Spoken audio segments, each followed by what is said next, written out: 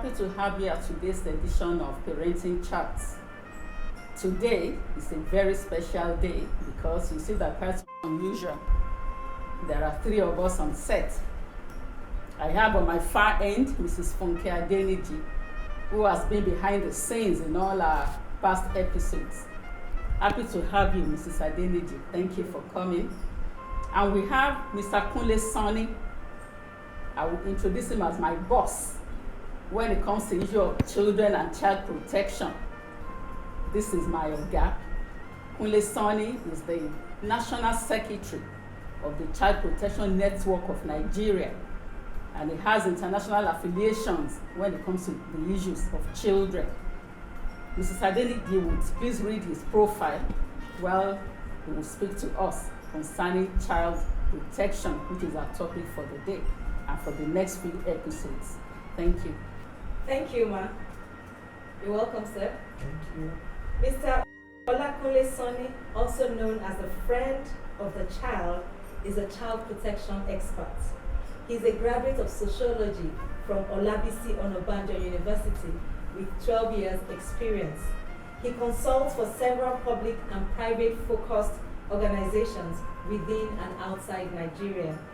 He is the founder of Childhood Advancement Response and Empowerment Initiative, a non-governmental organization working to advance and protect the rights of indigent, underserved, and abused children. Mr. Olakunle has won many awards, which include the Best Child Protection Award from Association of Primary School Head Teachers of Nigeria, and also winning Women International Foundation. Mr. Olakunle's dream is a society where children are truly respected as human beings and, more importantly, have a childhood experience free of abuse, violation, and exploitation. Thank you for coming, Mr. Olakunle. Thank you so much. Thank you. So, like we said, you would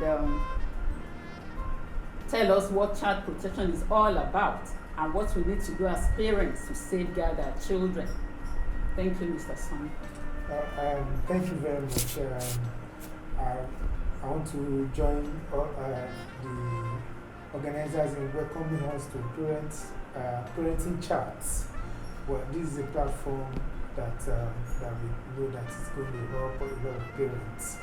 And today, as we want to talk about child protection, yes, child protection is it's one of the parenting role that as a parent, once you become a parent or once you have a child around you, it becomes a responsibility or one of your duty as a parent to protect the child. And so what do we say, when we say child protection, yeah, like we know a child is somebody below, anyone below the age of 18, including the one in the womb that is an unborn child.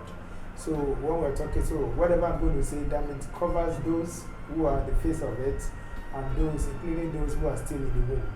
So when we talk about protection, we're talking about protecting those below the age of 18 from all forms of abuse, violence, exploitation, maltreatment, or protecting them from situations that could hinder their education, that could hinder their development, that could alter the ways by which they relate in the society, that could affect their growth in life, that could affect the relationship between themselves, even within themselves and then among their peers as well. So when we're talking about child protection, we're talking about everything that you need to do to ensure that a child does not fall victim of violence or will fall victim of harm. And in case if the child falls victim, then those things that those steps that you also take to ensure that the child receives adequate support. To make it clearer, what we say in child protection is, as a parent, you want to, you are a working parent and then you have to leave home in the morning, very early in the morning and go to work. When you considering child protection, what you do is basically to ensure that you keep that child in a place where you know that there are measures already in place. For example, you take the child to a crèche, depending on the age, or you take the child to a school and then you ensure that that school has enough structures in place to ensure that that child is safe. And you don't just take the child there and put the child there. You also try to check and see, and maybe make calls at intervals if it is allowed in that school, or maybe you leave your number so that if there is any situation, they could easily reach out to you. But and then when there is also the need for you to take that child from school, you also ensure that you don't just send anybody to pick the child, because by doing that you are putting the life of that child at risk, because any other person could go to the school knowing that you send anybody could go to the school and go and pick your child. So when you are taking child protection, you are thinking of all those things that you need to do that could put your child, that could safeguard your child from becoming victim of any form of harm.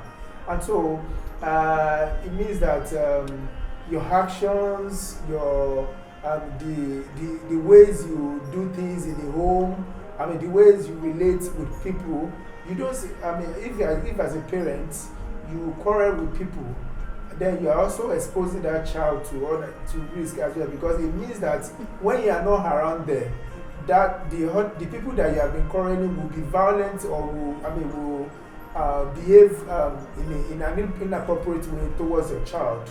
So when you are thinking protection, you want to do everything to make sure that even when you are not there, your child is safe, and when you are there, your child is as well safe. So as parents, we, like I said, it's our first responsibility as parents to ensure that we protect children. And so by that, we're saying that you must think of everything, every action, every step you take, the places you put your child to. You ensure that those places are places where your child is safe. And then you have to take cognizance of your child's action towards those places. If your child is saying, I don't want to go to that school, you must find out reasons why your child is saying, I don't want to go to that school. Or I don't want to stay with that auntie when I leave. I don't want to go to your friend's place when I leave school. When I close from school, I prefer to stay back in school. You don't say, oh, maybe the child is trying to join bad gang. No. You try to find out why that child why that child decide to stay in school. It may, obviously, I'm not saying that it may not be, I'm not going to sit here and tell you that yes, the child is totally right. But the fact that you give opportunity for the child to speak, and you listen to the reasons for why he would not want to stay back in school, why he would not want to stay with that family friend, then it may help you to take appropriate action and to know things that are going wrong or things that are going right, or things that you need to adjust with. So when we are thinking protection, you want to ensure that your child is your first priority. You are not looking at your husband, you are not looking at your wife, you are not looking at your uncle, you are not looking at your neighbor, you are not looking at what's going to be suitable today. You are looking at what is going to be suitable to that child, to that person, because he or she is your primary responsibility. Because eventually, when you don't lose focus of that, then it allows you to take actions or to take steps that will protect that child. And so when you are relating with other people, when you are relating with the child, when you are carrying out actions, when you are doing this, when you are telling people stories, you want to be sure that things that you are doing are things that will not expose the child to harm. Or for example, we know that in various homes today, there are so many parents who play a lot of a kind of music, the songs that are so immoral. So if as a parent you play that kind of song in your home, you are also affirming that these are the right things and these are the right songs to listen to. So it's, the child cannot, we know that in the society we live today, the child cannot run away from listening to them. They are out there in the open, in the public. But now for us playing it in our vehicle or in the home is like affirming and telling the child these are the right things, and so these are the right songs to be listened to. And this content of these songs, when you look at the recent musician who is the rave of the moment. The rave of the moment. Now you look at all the words in his songs, all the vulgar words. Those words that you don't want to hear your child speak. But But so as a parent, you are not only about, as a parent, when you become a parent and you are taking protection, you are at that time losing, you want to, allow your own self-satisfaction. You want to put it at the background, and then you want to bring the child's needs first. So you don't say because you enjoy to listen to music. You have to consider that there is a child around you, and then this child should not be listening to this kind of music. As an adult, you have a right to listen to any song, any music. But as a child, you have a responsibility to guide the kind of music they listen to. So, also things that we also do as parents that constitutes abuse is that many of us take alcohol in the presence of our children. As an adult, yes, you are free to take alcohol. You are free to, do whatever you like with yourself. But in thinking protection, you need to send clear messages to children, to your child. And by sending clear message means that you don't do things that are inappropriate in the presence of that child. You must be a role model. Yes, you must serve as role model to the child, and so you must do things that are right around that child, so that you won't have to explain too much. So because I know for many parents they say, no, I will tell the child this bottle is for it's for adults, and this bottle do as I say, don't do as I do. Exactly. So and then children, even with adults, we learn faster with what we see than what somebody tells us. So it also applies with children. Children learn faster. They learn. They get to understand it better when they see it than when you tell them. So it's better we begin. So when we are saying protection, so we are considering all these actions, all the small, little things, because they end up coming together and putting our children at risk. So there are those things that we do that we don't pay attention to. So we must begin to pay attention to every action, every step that we take, things we do in our home, the kind of roles we play in our community, the way we relate with people. I would not want to shout when I'm driving, and I would not want to shout to another person because I have a child in the car, because I know that child next time you'll be surprised that when somebody is overtaking you, your child will shout, wait. Yeah, sure. Yeah. Because they will see it as a normal way to express yourself. So all these things, if we need to be deliberate. Parenting a child is deliberate.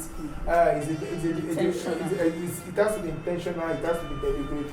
And so whenever you are doing it and we are thinking protection, you must do things because if you don't do those things, if you do things anyhow as it suits you, you are putting that child at risk.